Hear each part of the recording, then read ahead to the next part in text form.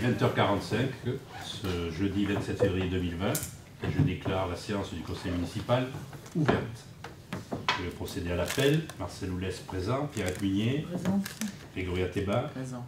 Fabienne Gilliot, Présent. Ali Bouchama, Présent. Toufik Hamdi, Présent. Caroline Dumont, absente, on n'a pas donné de pouvoir, Eddy Popote, Présent. Martine Bernada, Pouvoir Grégory Ateba. Bertrand Carlin, Présent. Myriam El Alaoui, Présent. Evelyne Orlaville, Présent. Thierry Rochette, Présent. Lina Trac, Présente. Martine Zard, Présent. Georges Pambou, Pouvoir Hugo Wolonski. oui. Christian Jaillet, donc absent excusé. Gaël Bouvier, Présente. Hugo Wolanski, Présent. comme à chaque début de séance. Un ou une secrétaire volontaire, s'il vous plaît. Y a-t-il un volontaire ou une volontaire? Moi je veux bien. Grégory Ateba, qui serait contre? Qui s'abstient? Qui est pour? Grégory, tu seras le secrétaire de séance.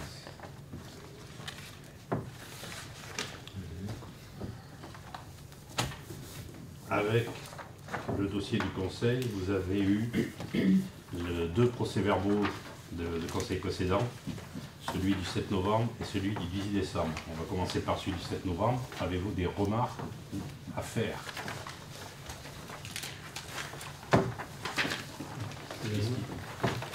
Puisqu'il n'y a pas de remarques, je propose que nous passons à l'adoption.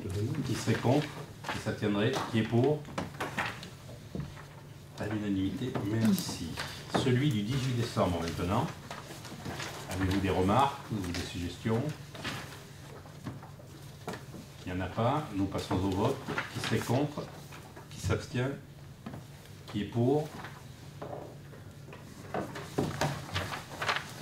Merci. Donc le conseil de ce soir va tourner surtout autour du débat d'orientation budgétaire que nous sommes tenus de faire dans les délais réglementaires qui sont 2 mois avant le vote du budget. À peu près 2 mois, comme en général le vote du budget se pose le 15 avril, ça risque d'être un peu plus tard cette année en raison des élections municipales. Et que pour permettre à Pierrette Munier de préparer le rapport qui sera soumis au débat ensuite, nous avons décidé, le bureau municipal propose que nous votions le taux d'imposition des 3 taxes, la taxe foncière bâtie, la taxe d'habitation et la taxe foncière non bâtie. Donc les taux applicables pour l'année 2019 étaient de 19,95% pour la taxe d'habitation, de 30,70% pour la taxe foncière pour les propriétés bâties et de 63,39% pour les propriétés non bâties. Nous proposons donc de reconduire le même niveau de taxe pour l'année 2020, c'est-à-dire 19,95 taxe d'habitation, 30,70 pour la taxe foncière des propriétés bâties et 63,39 pour la taxe foncière des propriétés non bâties. Avez-vous des choses à dire sur cette proposition de maintenir le taux de taxe au même niveau que la suite de l'année dernière? S'il n'y a pas de remarques, je vous propose que nous passions au vote. Qui serait contre que nous maintenons les taux? Qui s'abstiendrait? Qui est pour? À l'unanimité, même le pouvoir aussi. Merci. Donc le morceau de choix de la soirée, débat d'orientation budgétaire. Bon, c'est vrai que c'est un peu compliqué de lancer un débat d'orientation budgétaire à 15 jours d'élection municipale, mais nous sommes tenus de le faire, nous allons le faire. Et c'est le deuxième que nous organisons au niveau de la commune depuis que nous avons franchi officiellement la population de 3500 habitants. C'est l'article 107 de la loi NOTRe qui est venu renforcer les dispositions relatives au débat d'orientation budgétaire en obligeant les collectivités à organiser ce débat autour d'un rapport d'orientation budgétaire présentant les grandes orientations de l'exercice, les engagements pluriannuels envisagés, la structure de la dette, l'évolution des effectifs et des rémunérations. Donc c'est le moment où se discutent les grandes lignes du budget primitif qui sera voté peut-être avant le 15 avril 2020 ou dans les jours qui suivent. Donc ce budget comporte aussi une section de fonctionnement et une section d'investissement, toutes deux équilibrées en dépenses et en recettes.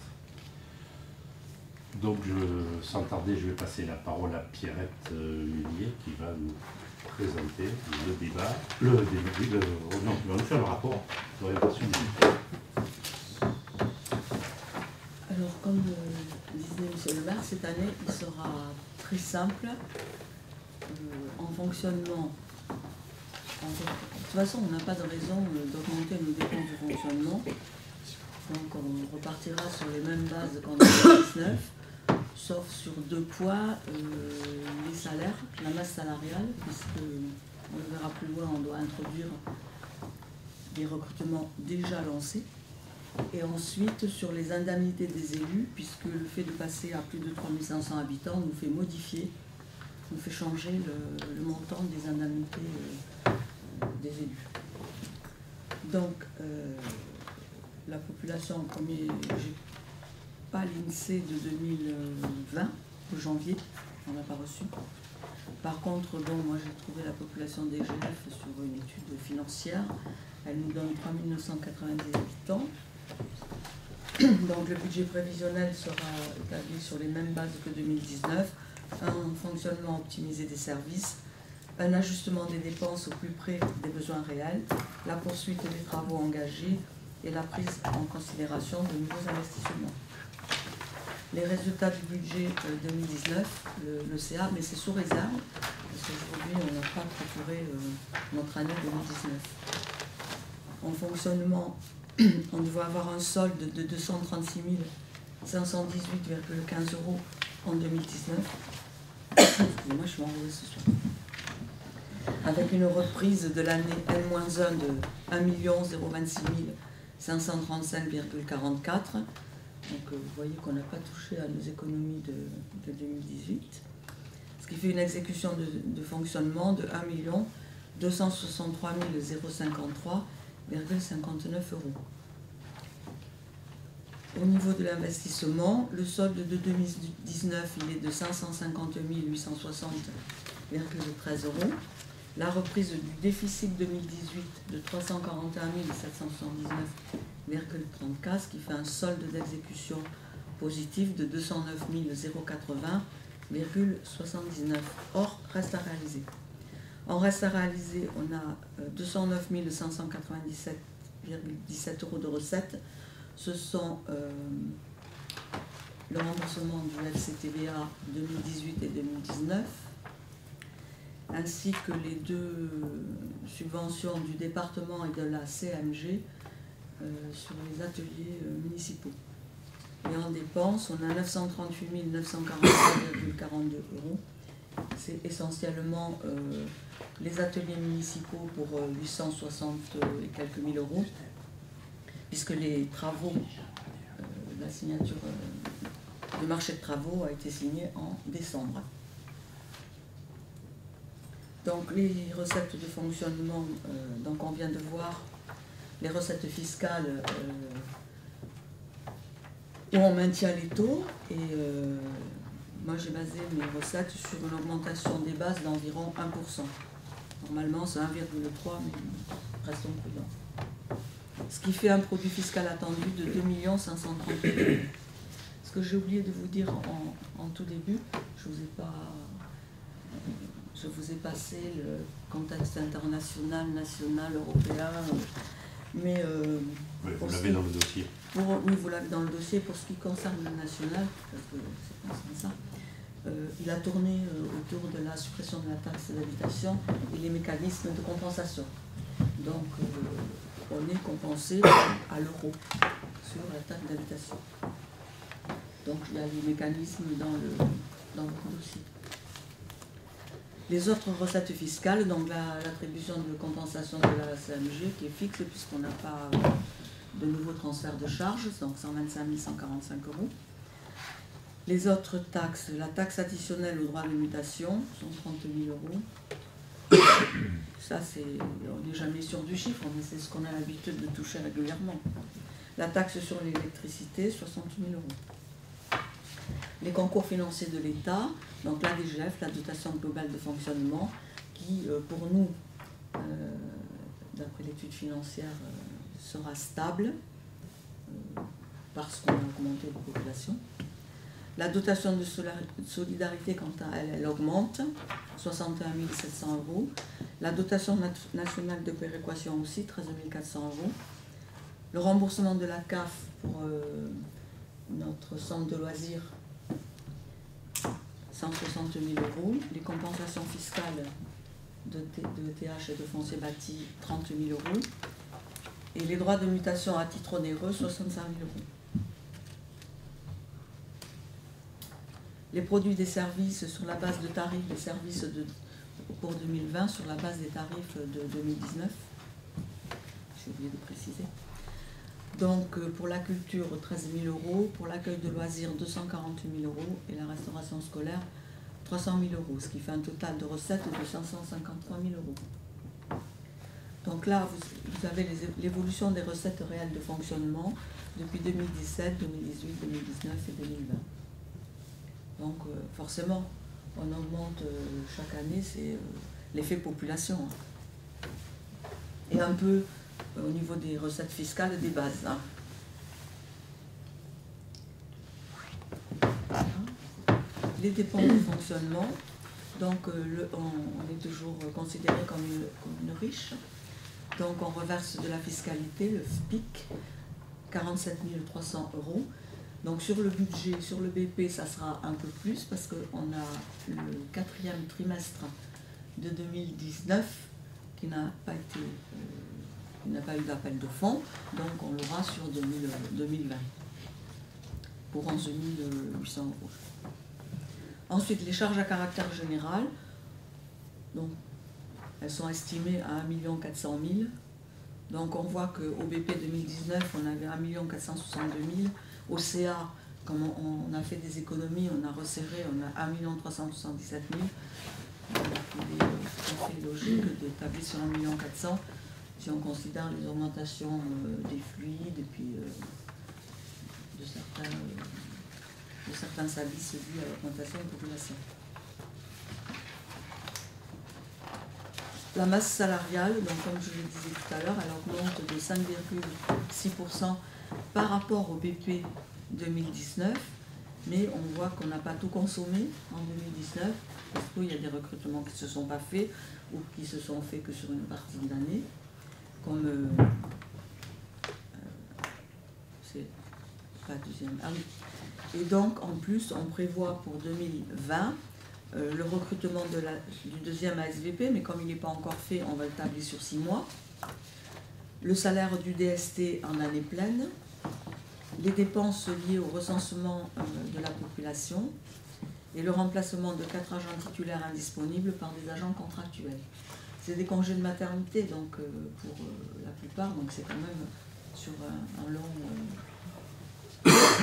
moment. Voilà. Si vous avez des questions sur le fonctionnement, c'est très simple cette année. C'est pas de question, tu me poursuis. Je vais passer à la section d'investissement. Donc en dépenses, donc on a les restes à réaliser, hein, comme je l'ai dit tout à l'heure, de 938 043,40 €, dont 860 620 de construction du centre technique municipal. Le reste, il y a l'informatique à l'école pour 25 000 € qui avait, la facture n'est pas arrivée en 2019, et puis sinon c'est des petits les travaux de mise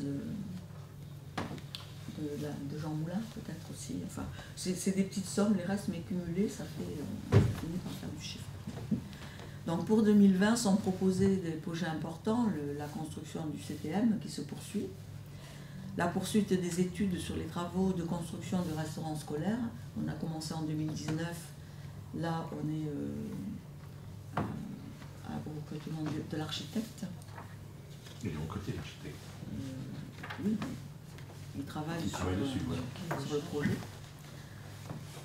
Et l'achat de défibrillateurs qui sont lancés puisque c'est dans le cadre de la subvention de la DTA.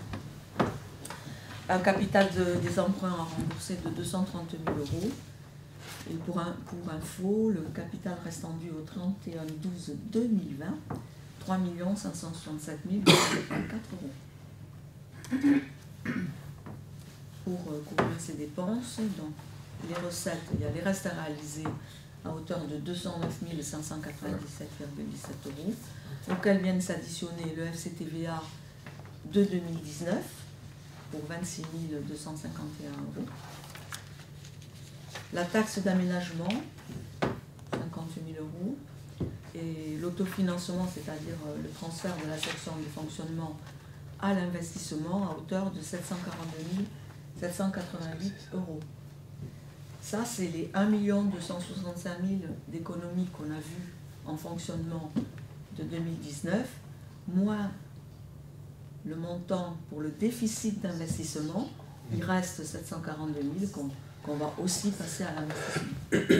Et l'équilibre après se fera avec un emprunt lorsqu'on connaîtra le coût de la restauration scolaire. Donc voilà pour l'investissement. On ne va pas plus loin parce que bon.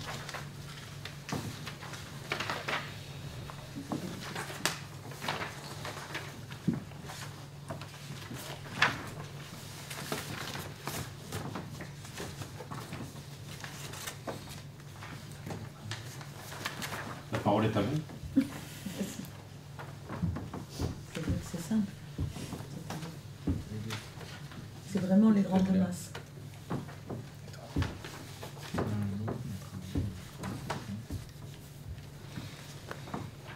Après, ça s'appelle un débat. Oui, mais bon, cette année, le débat, il est un peu il est biaisé parce qu'on C'est clair. ne peut pas débattre.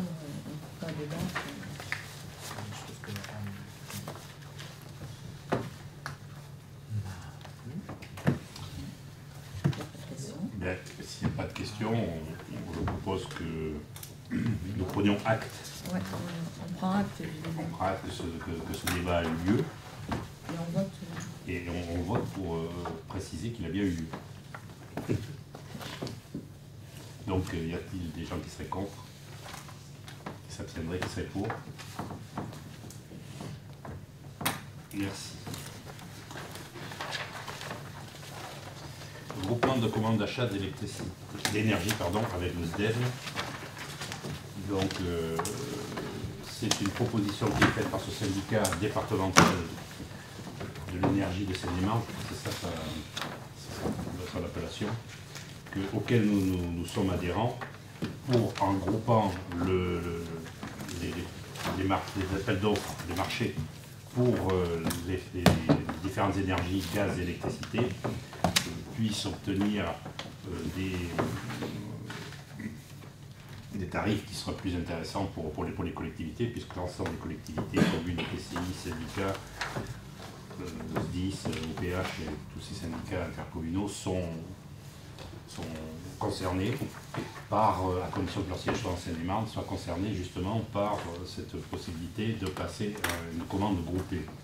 C'est un petit peu ce que nous avons fait précédemment avec le centre de gestion de la fonction publique territoriale de Seine-et-Marne, quand on a donné mandat à nos centres de gestion pour lancer un appel d'offres pour renouveler l'assurance du personnel.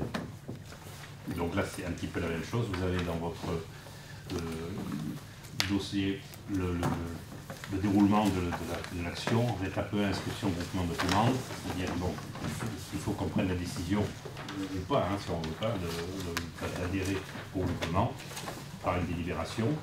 L'étape 2, il y aura l'inscription au marché, et ensuite, ça sera pour 2021 pour l'électricité et 2022, je crois, pour le gaz.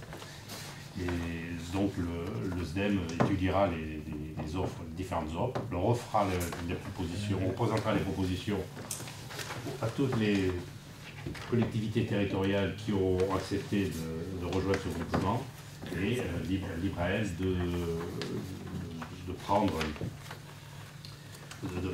ou pas la proposition faite par le groupement monté par le SDEM. Alors dire ce groupement, l'adhésion au groupement est différente de notre adhésion au SDEM, hein. C'est deux choses différentes. C'est juste l'inverse, je pense que c'est le gaz 21 et l'électricité 22. Oui, C'est l'inverse. D'accord, oui. pardon, excusez-moi. Merci Grégory. Et donc ce sont des contrats de 3 ans, hein, qui amèneront jusqu'au 31 décembre 2024 pour le gaz et 2025 pour l'électricité. Voilà ce qui nous est proposé. Je pense que ça ne coûte pas grand-chose d'adhérer à ce groupement, au contraire, on pourra.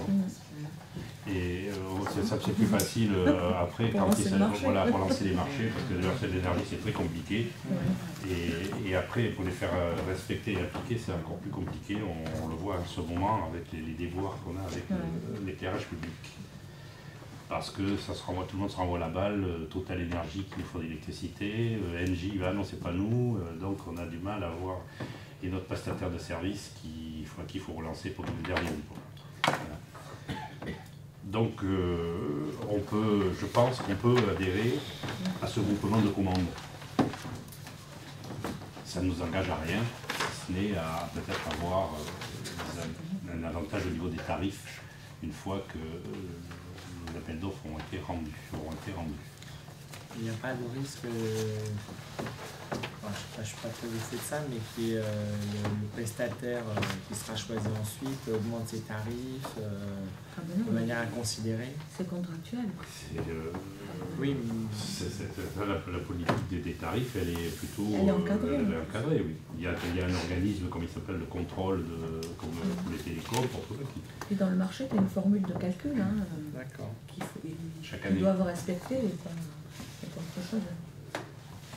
Et bien, ça veut dire que la fourniture, par exemple, le gaz s'arrête en 2024, donc on relance un marché en 2024. Là, il recommence. Mais donc là, ouais. Oui, c'est pas nous, c'est le SDEM qui lance. Si on continue à poursuivre notre adhésion au SDEM, à ce moment-là, il relancera au courant de l'année 2024 le marché pour le gaz.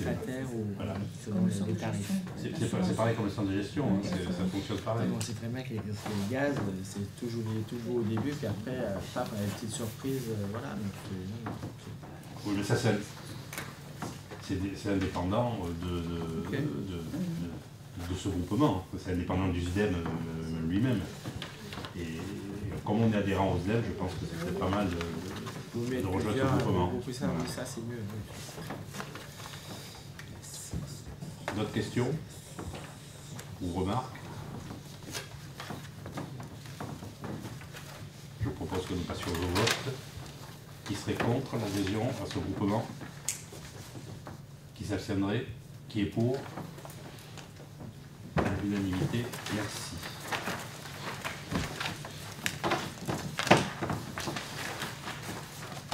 Foyer des élèves des 4 arpents, on demande de subvention au fonctionnement de la titre d'année 2020.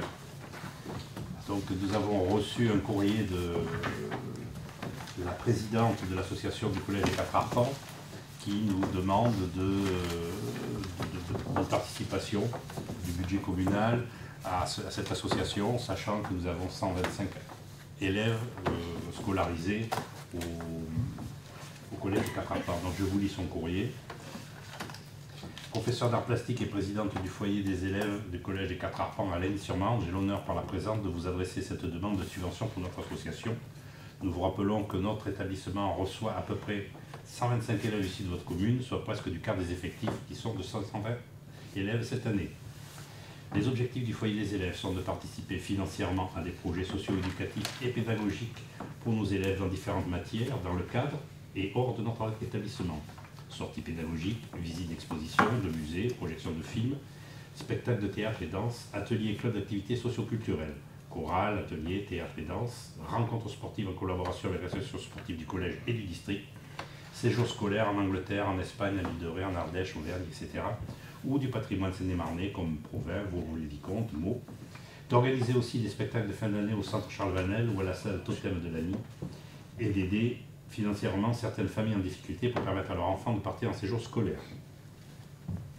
Ainsi, dans le cadre de la liaison CM2 6e des années précédentes, nous avions offert à vos élèves de primaire la possibilité d'assister gratuitement à des représentations du spectacle de fin d'année des ateliers théâtre et décors du collège, Marie des Grenouilles, Alice au Pays des Merveilles, Songe d'une nuit d'été et en mai dernier, Retour vers le futur. Comme vous savez, notre situation géographique nécessite l'usage d'un bus pour le moindre déplacement pour avoir accès à la plupart des infrastructures culturelles de Paris et d'Île-de-France, impliquant une participation financière importante des familles qui représentent souvent plus de la moitié du prix de la sortie scolaire.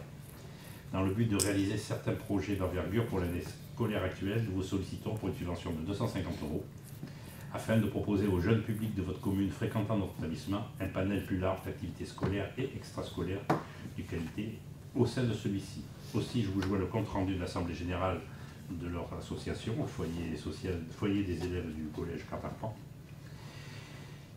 qui s'est tenu en octobre pour vous permettre de juger nos activités. Le financement de nos activités se base sur certaines actions, vente de photos de classe, marché de Noël, loto, etc. Sans demande de cotisation aux familles dans le but d'alléger la participation. En espérant que vous donnerez une suite favorable à d'autres demandes, je vous prie d'agréer, monsieur le maire, l'expression de sentiments respectueux. Donc on a 125 élèves, demande 250 €, c'est 2 € par élève. Je rappelle d'autre part que nous subventionnons de la même manière l'association sportive du lycée Martin Luther King, où nos collégiens passent après quand ils ont fini leur cycle au collège. Donc je pense qu'on peut participer au financement de toutes ces actions que mène le foyer, qui a l'air assez dynamique si on en juge par le rapport l'activité qui nous est fournie avec. Voilà ce que je tenais à vous dire, et maintenant je vous écoute.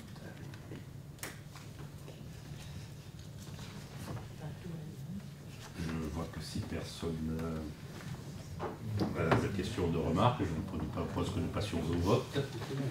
Qui serait contre? Qui s'abstiendrait? Qui est pour? Je vous remercie.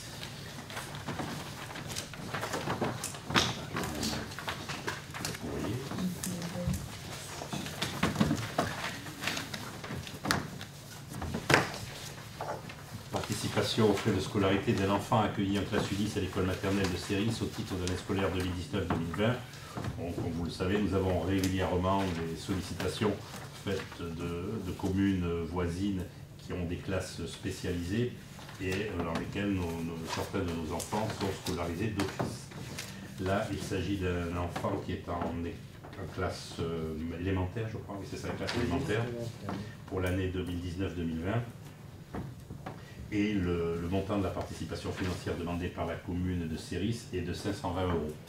Donc je dirais que ce sont quasiment des dépenses obligatoires, mais nous sommes obligés, comme il y a une convention, à passer avec la commune qui scolarise notre enfant. Nous le passons en conseil. Si vous n'avez aucune question ou remarque à faire, je vous propose que nous passions au vote. Qui serait contre? Je signe cette convention et donc nous participons financièrement aux frais de scolarité, je rappelle, d'un montant de 520 € pour notre enfant de commune. Qui c'est contre donc? Personne. Qui s'abstient? Qui est pour? Merci.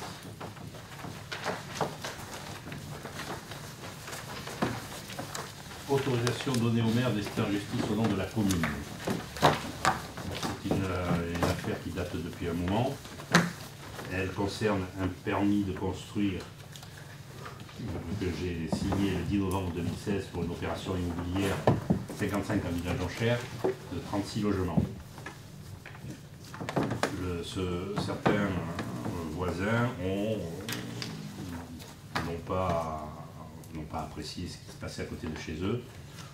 On s'est rencontrés plusieurs fois, des modifications ont été apportées au projet, ils ont toujours refusé. Donc ils ont fait un recours gracieux qu'à mon tour j'ai refusé puisque des avancées avaient été faites par rapport au promoteur, mais donc les avaient rejetées d'emblée.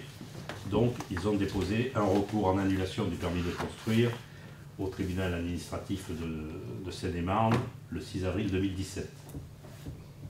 Le jugement du tribunal administratif de Melun a été rendu le 31 décembre 2018 et lequel a rejeté la requête des 3 groupes de requérants, c'est-à-dire qui considéraient que le permis de construire que j'avais signé était valable. Les requérants ont le droit de faire appel, et dans le cas c'est la cassation puisqu'on passe directement au Conseil d'État. Ils ont dans le délai de 2 mois donc choisi d'attaquer la décision du tribunal administratif cette fois-ci. Hein, c'est la décision du tribunal administratif qui est de valider le permis de construire qui est attaquée, ce n'est plus le permis, devant le Conseil d'État. Donc on est obligé malgré tout de se défendre, de présenter un mémoire en défense, autrement on serait jugé par défaut, la commune serait jugée par défaut, et je trouve que ce n'est pas une bonne chose de ne pas être représenté devant un tribunal, quel qu'il soit, quand une décision, un acte administratif, dans ce cas-là, est attaqué. Donc nous avons consulté des avocats, et l'avocat qui est retenu rédigera donc ce mémoire en défense à présenter au Conseil d'État, mais il me faut l'autorisation du Conseil municipal pour pouvoir continuer cette action. Voilà. Le coût des frais de justice s'élève à 3 600 €. Je rappelle que nous avons aussi une assurance qui nous couvre partiellement, hein, je crois que ce n'est pas la totalité, des frais de justice. On s'en est servi déjà par le passé et qui nous permet de diminuer la facture à l'arrivée. Mais je pense qu'il est indispensable si le tribunal administratif de Melun nous avait débouté, je n'aurais pas fait appel au Conseil d'État, j'aurais accepté la décision du tribunal administratif. À partir du moment où le tribunal administratif a jugé l'acte administratif du permis de construire que j'ai signé valable, j'estime qu'on peut défendre la commune et cet acte administratif devant le Conseil d'État.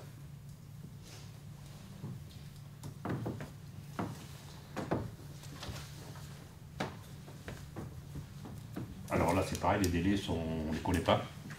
C'est assez long. Vous avez vu entre le moment où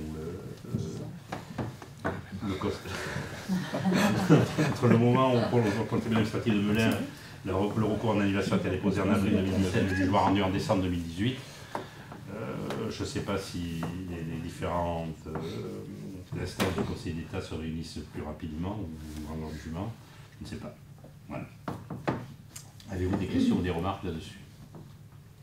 Alors là, pour le coup, si le Conseil d'État, qu'est-ce que peut faire le Conseil d'État? Il peut casser la décision du tribunal administratif. Oui. Donc du coup, après, ça repart... Non, après, donc si la décision du Conseil administratif, ça veut dire que le permis n'est plus valable. Voilà, c'est ça. Donc le permis sera annulé automatiquement. Donc mais ce sont toujours des actes qui sont jugés. Le Conseil d'État ne se prononcera pas sur la validité du permis, ce n'est pas son problème. Il va regarder comment le tribunal administratif de Melun a rendu la justice. Ou jugé l'acte. Voilà. Oui. Mais parce que là, le groupe de requérants espère quoi? Il pense que là, si de toute façon le permis est annulé, qu'il n'y aura pas un nouveau permis qui sera déposé? Alors, c'est simplement du gagner du temps. C'est plus subtil que ça. Si le permis est annulé, l'opération ne se fera pas du tout. Puisque entre-temps, on a révisé le PLU, on a redessiné les zones, et un tel projet ne pourra pas se faire. Donc, on comprend la démarche des requérants qui espèrent sur une décision qui leur sera favorable du Conseil d'État. Voilà. Je pense que c'est ce qui les a motivés à poursuivre en cassation auprès du Conseil d'État.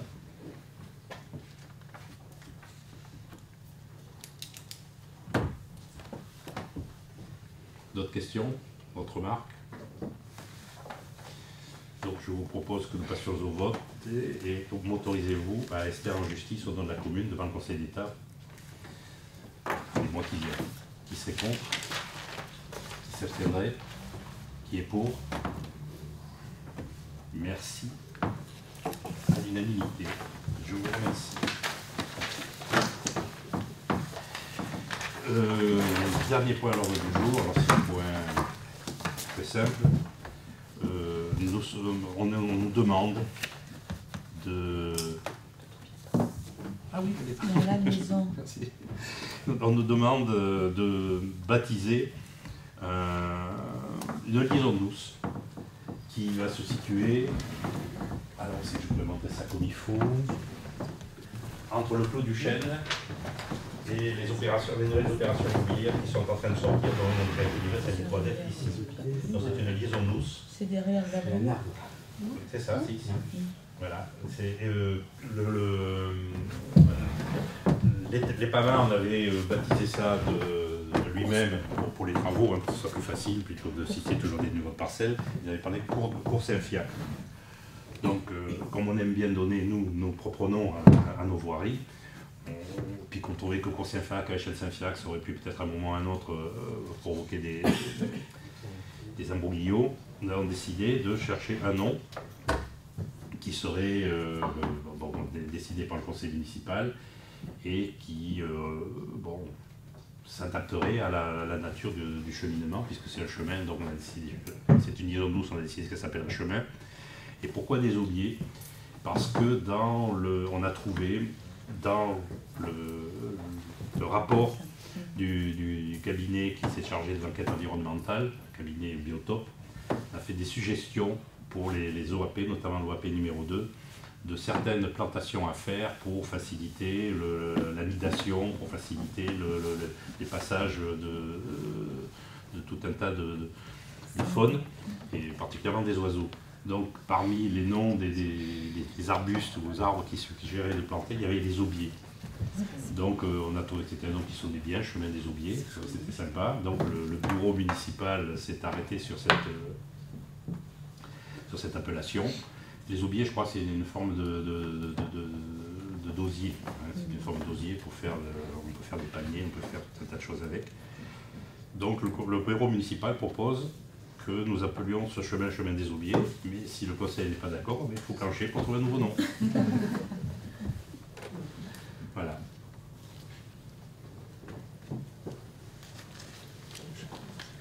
Tout le monde est d'accord autour de cette proposition? Très bien. Bon, je propose qu'on passe au vote, puisqu'il faut voter. Qui serait contre? Qui s'abstiendrait? Qui est pour?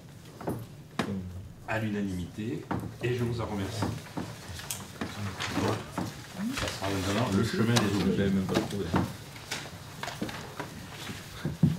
Communication du maire, comme à chaque fois en fin de séance, j'énumère un certain nombre de décisions que j'ai prises en vertu de la délégation prévue à l'article 21-22 du Code général des collectivités territoriales.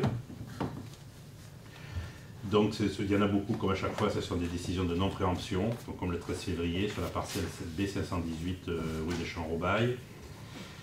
Décision sur la convention de contrôle technique, de vérification technique et d'attestation pour la construction de la cuisine de la cantine de l'école du Loupio au bénéfice de Caliconsuc. Donc ça sera le bureau de contrôle qui suivra l'évolution des travaux de la restauration.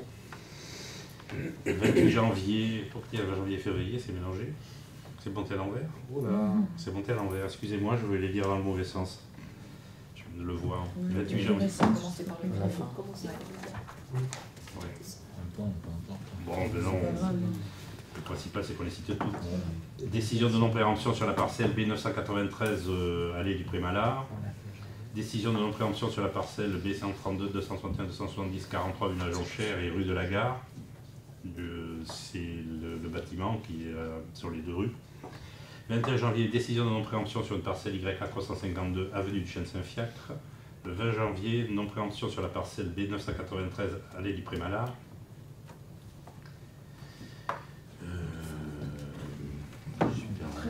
Le 13 janvier, décision de non-préemption sur la parcelle B973 allée des Prunus. 30 décembre, décision de non-préemption sur la parcelle B132, 43 rue de la Jonchère et de la Gare, c'est un autre lot. Décision de non-préemption sur la parcelle YA140 le 27 décembre. 24 décembre, décision de non-préemption sur la parcelle YA292, 30 route de la ferme du Pavillon. Le 20 décembre, décision de non-préemption sur la parcelle YA316, 30 route de la ferme du Pavillon. C'est des lots différents aussi.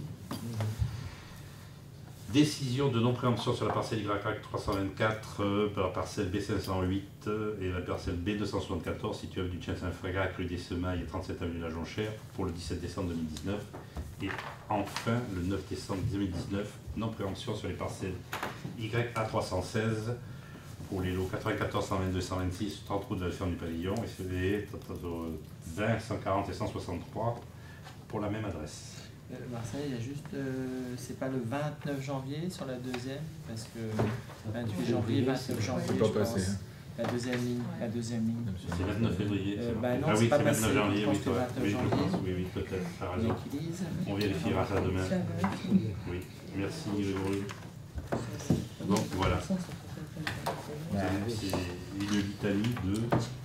Il y a beaucoup de mutations sur Champlon en ce moment. Il va être content, ça fait des recettes à venir pour le budget de cette année. Le droit de Le droit de mutation. Bien, n'ayant reçu aucune question orale en vertu de l'article 5 du règlement intérieur, cette séance du conseil municipal est terminée, mais avant de nous séparer, je voudrais, comme c'est mon dernier conseil, remercier toute l'équipe autour de la table, même les absents, pour le travail qu'on a effectué tout au long de cette mandature. Je remercie aussi les équipes précédentes, puisque certains en faisaient déjà partie.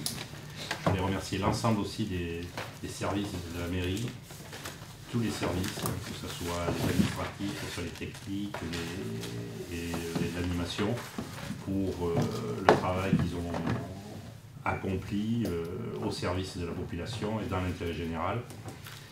Et que bon, que Chanteloup va continuer. Après le 15 mars, il y aura une autre équipe qui sera en place et qui aura à charge de continuer ce qui a été fait jusqu'à présent pour que Chanteloup soit aujourd'hui le plus bon à vivre.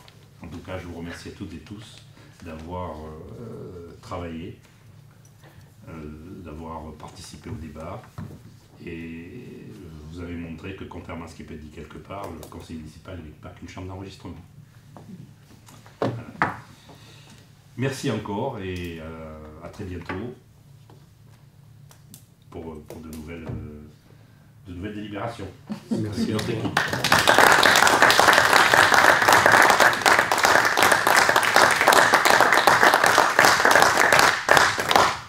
Merci.